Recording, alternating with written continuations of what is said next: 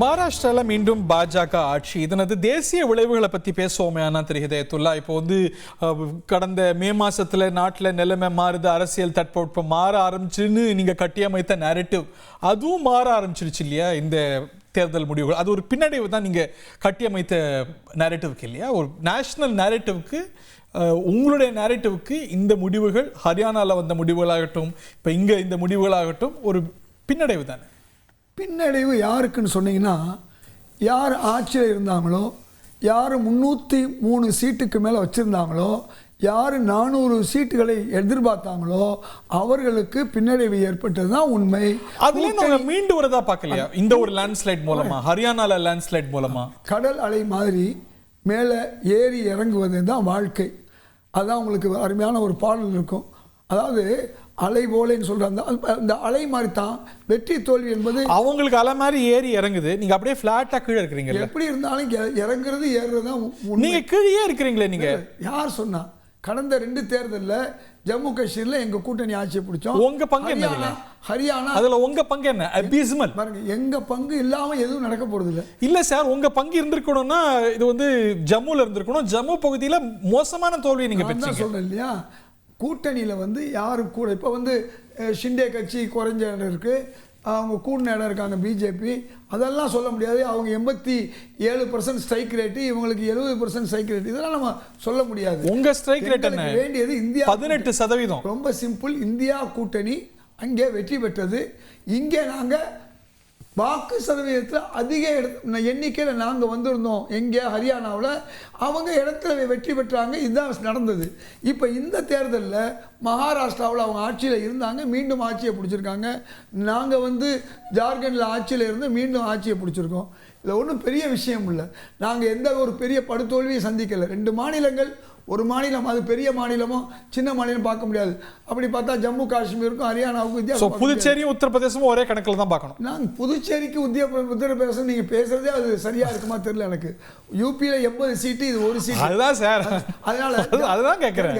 நீங்க பேசுறது எப்படி சரி? ஜார்க்கண்டும் மகாராஷ்டிரா ஒண்ணு, இது ஒரு மாநிலம் அது ஒரு மாநிலம், நீங்க தானே பேசுறீங்க. 240 இடங்கள் 3 மடங்கு கூடுது. அவ்வளவுதான் விஷயம், யாரும் பெரிய விஷயமே இல்லை. என்ன சொல்றேன், வெற்றி தோல்வியோ இல்லை. இன்னைக்கு பிரச்சனை என்னன்னு சொன்னா, இந்தியா இப்போ பெரிய பின்னடைவு பாஜகவுக்கு. அமெரிக்காவில் அதானிக்கு எதிராக நடந்தது அது பாஜகவுக்கு எதிரான ஒரு நிலைமையாக இருக்கிறனால தான் பாஜகக்காரர்கள் அதை காப்பாற்றுவதற்கு முயற்சி பண்ணுறாங்க.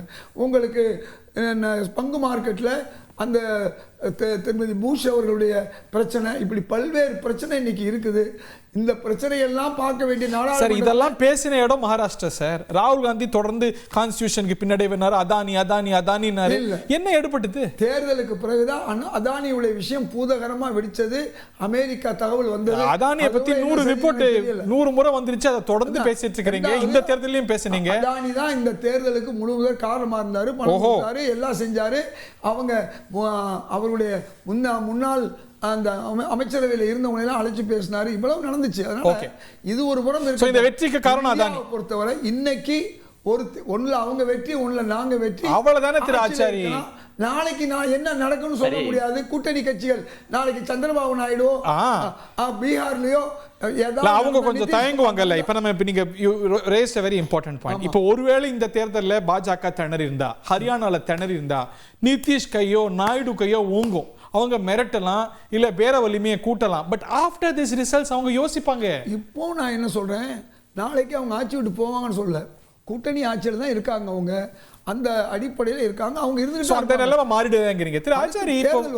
தேசிய அளவில் இப்ப மே மாசம் நீங்க எதிர்பார்த்த ரிசல்ட் இல்லை. அஃப்கோர்ஸ் நீங்க ஆட்சிக்கு வந்துட்டீங்க. அதுல நீங்க சந்தித்த ஒரு நேரட்டிவ் பின்னடைவை இப்ப இந்த ஹரியானா மகாராஷ்டிரால மீட்ரிக்கிங்கன்னு பார்க்கறதா? திரு ஹிதாயத்துல்லா சொல்வது போல வெற்றியின் தோல்வி மாறி மாறி வருதான். ஒண்ணுத்துல நீங்க, ஒண்ணுத்துல அவங்க.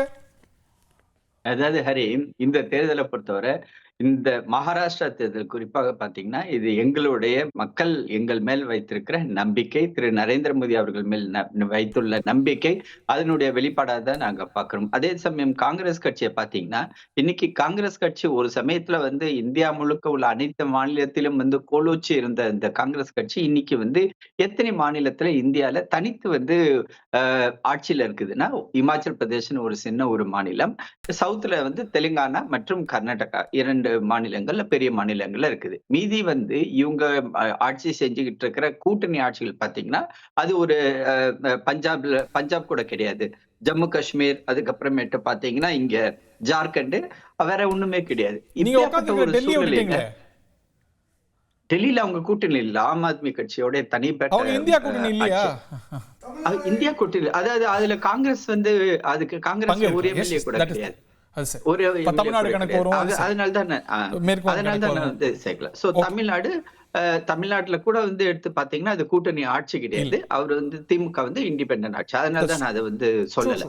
சோ இப்படியாப்பட்ட இன்னைக்கு வந்து இந்த தேர்தல் முடிவு வந்து எப்படி இருக்கும்னா, இன்னைக்கு யாரெல்லாம் காங்கிரஸோடைய பயணிக்கிறார்களோ அவர்கள் எல்லாருமே ஒரு மறுபரிசீலனை செய்வார்கள். இந்த மூட்டையை வந்து தேவையில்லாம நம்ம சுமந்துகிட்டு இருக்கிறோமே, இந்த சுமையை வந்து நம்ம வச்சுட்டு தனித்து நாமளே வந்து ஒரு நடைப்பயணமோ ஒரு ஓட்டமோ வந்து எடுத்தோம்னா நம்மளால வந்து வெற்றி பெறக்கூடிய வாய்ப்பு கூட அமையலாம் அப்படின்னு இவங்களுடைய கூட்டணி, குறிப்பா மகாராஷ்டிராலேயே வந்து திரு சரத் பவாராக இருந்தாலும் சரி, திரு உத்தவ் டாக்கரே அவர்கள் இருந்தாலும் சரி, அவர்கள் யோசிக்க வேண்டிய ஒரு காலத்துக்கு நினைக்கிறேன். கமிங் எனி டைம் அவர் சொல்வது போல இன்னைக்கு நீங்க வந்து ஜம்மு காஷ்மீர்ல உங்களை தூக்கி சுமந்தது தேசிய மாநாட்டு கட்சி, அவங்க வெற்றி பெற்றாங்க, நீங்க போட்டியிட்ட இடங்கள் எல்லாம் தோல்வி. இப்ப மகாராஷ்டிரால இந்த நிலைமை, ஹரியானால நிலைமையை பார்த்தோம். சோ உங்க கூட்டணி கட்சிகளே உங்களை ஒரு லயபிலிட்டியா பார்க்கறதுக்கான ஒரு சூழல் ஏற்படுத்தியிருக்காங்க. தூக்கி சுமந்துன்னு ஒரு காலத்துல மகாராஷ்டிராவில் சிவசேனை பெரிய கட்சி, அவங்களோட பாஜக போய் கூட்டணி வச்சு பாஜக இன்னைக்கு பெரிய கட்சி, அவங்க மேல வராங்க, நீங்க கீழே போயிருக்கிறீங்க. அதான் நான் சொல்ல வர்றேன், இந்த மேல வர்றதும் கீழே வருவதும் மாறுதல் தான். இப்ப உங்களுக்கு ஜார்க்கண்ட்ல நாங்க ஜெயிச்சாலும் கூட எங்க கூட்டணி கட்சி பெரிய கட்சி, அதனால இந்த பெருசு சிறுசு இல்லை. நாங்க எந்த காரியம் செய்யல தெரியுமா? காங்கிரஸ் ஒரு ஸ்ட்ரெngthா இருக்கா, லயபிலிட்டி? கர்நாடகாவில் எம்எல்ஏக்களை விலைக்கு வாங்குறது, எம்எல்ஏக்களை வந்து பதவியை விட்டு நீக்கிறது, சிக்கிம்ல ஒட்டுமொத்தமா எம்எல்ஏக்களை பூரா வாங்கி ஆட்சியை வைக்கிறது, கிழக்கு மாகாணங்களில் இதே வேலைகளை அவங்க செஞ்சிருக்காங்க, வடகிழக்கு மாகாணங்களில் இப்படி பல ஊர்களில் அவங்க செஞ்ச சேவைகள்லாம் நமக்கு தெரியும். எந்த மாதிரியெல்லாம் ஜனநாயக விரோதமான முறையில் எம்எல்ஏக்களை விலைக்கு வாங்கினாங்க. மத்திய மக்கள் என்ன தீர்ப்பு கொடுத்திருக்காங்க? இதே மகாராஷ்டிரால அவங்க என்ன செஞ்சாங்க? ரெண்டு கூட்டணியும் உடைச்சாங்க. இதெல்லாம் அவர் செய்யக்கூடிய ஜனநாயக விரோத மக்கள் விரோத செயல். இந்த செயலை வச்சு நாங்க ஆட்சியில இருக்கோம்னு சொல்வதெல்லாம் உடைச்சு ஆட்சி வைக்கும் போது நீங்க செஞ்சீங்க, விமர்சனம் செஞ்சீங்க, சரி. இப்ப மக்களை சந்திச்சு வெற்றி பெறாங்க. தேர்தல் கமிஷனர், முன்னாள் தேர்தல் கமிஷனர் சொல்றாரு, எப்படி பதிவான வாக்குகளுக்கும் எண்ணும் போது முறைகேடு இருக்குன்னு நான் மட்டும் சொல்லல, சஞ்சய் ராவத் மட்டும் சொல்லல, இந்தியாவில் உள்ள பிற கட்சிகள் எதிர்கட்சிகள் மட்டும் சொல்லல, தேர்தல் கமிஷன்ல இருந்தவன் சொல்ற. அவர் இருக்கும்போது சொல்லவே இல்லை. குரேஷி அப்படிங்கிறது குறிப்பிடத்தக்கது. இப்பதான் சமீபத்தில் பேச இருக்கும்போது நான் மீண்டும் சொல்றேன், ஒரு தேர்தல் கமிஷனரை முறைகேடா நியமிக்கிறது, ஒரு தேர்தல் கமிஷனுக்கு மேல இவங்க அதிகாரம் செலுத்துவதெல்லாம் இப்போ நடக்கிறது. சிபிஐ எல்லாம் எந்த அளவுக்கு முறைகேடா பயன்படுத்துறது, இதெல்லாம் இப்ப நடக்குது. மத ரீதியா வந்து மக்களை பிளவுபடுத்துறது இப்ப கூடுதலா நடக்குது.